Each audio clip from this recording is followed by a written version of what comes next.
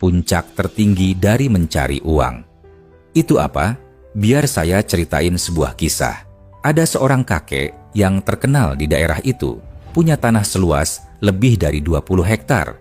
Letaknya sangat strategis, jalannya bagus, pemandangannya indah, dan berada di pusat kawasan. Jadi penduduknya ramai banget.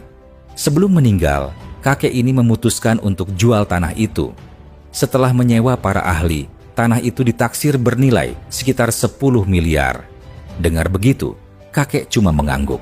Setelah semalaman mikir, dia panggil anak sulungnya dan berpesan, "Tolong pasang pengumuman di internet, bilang kita mau jual tanah itu cuma seharga 500 juta.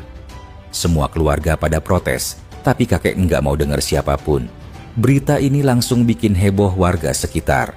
Mereka pada ngomongin dan bilang, kakek ini udah pikun karena umur. Tanah seharga harta karun kok diumumin dijual cuma 500 juta. Dunia maya pun sampai gempar. Orang-orang enggak berhenti ngobrolin ini. Di saat itu, kakek malah keluarin pengumuman lagi. Saya akan jual tanah ini ke orang yang bisa kasih alasan kenapa mereka mau beli dan punya rencana masa depan buat tanah ini yang paling cocok sama keinginan saya."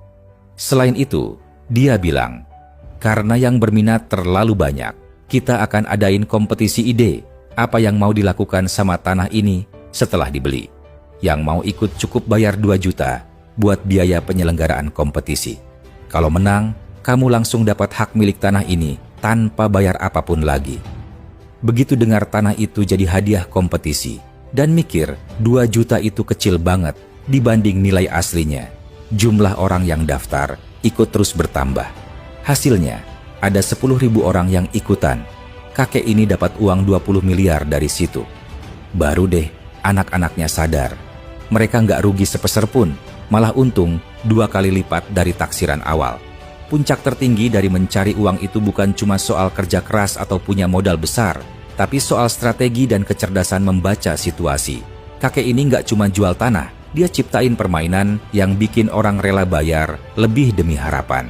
Dia paham sifat manusia yang selalu tergiur sama peluang besar meski risikonya ada. Jadi, cari uang itu bukan cuma soal barang atau jasa, tapi juga soal gimana cara kita jual mimpi dan bikin orang ikut dalam rencana kita.